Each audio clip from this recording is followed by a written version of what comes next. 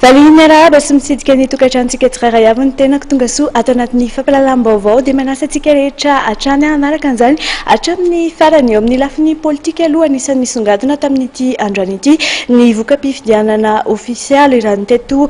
manerana ny Madagasikara eo ihany koa ny resabe izay nateraky ny raharaha mampely baiboly fa eo amin'izay no isatarantsika ny fampalalam-baovao ny amin'ity androany ity mianay ny amin'ny fiatraikan'ny fampiatona ny asa fanapariahana ny baiboly mandritra ny enim-bolana isy ny fiatoana ara-teknika mahazo ny mpiasa mitotaly 70 ny délégué ny mpiasa eo anivon'ny fikamarana mampely baiboly malagasy na ihany koa ny FMBM izy ireo izay tsy nahazo fampilazana tao anaty fepitaona lavalava mikasika ny fandefasana azy ireo amin'ny fiatoana ara-teknika fanazavana bebe kokoa.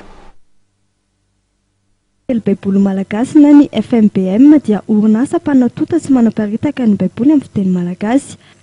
Anjara ndraikitra ity fikambanana ity ny fanjikana ny baiboly amin'ny fiteny malagasy, ny famokarana boky, mirakitra soratra masina miankina amin'ny filan'ny fiangonana sy ny teny kristianina, mivarotra ny baiboly amin'ny vidiny mora ary mampiroborobo ny fianarana ny teny soratra masina.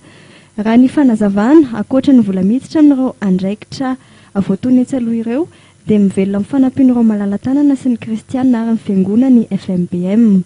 Isan-taona dia misy ny alahadin'ny baiboly isaky ny alahady faharoa amin'ny volana febroary izay tokany fiangonana anangonana fanampiana ho an'ny FMBM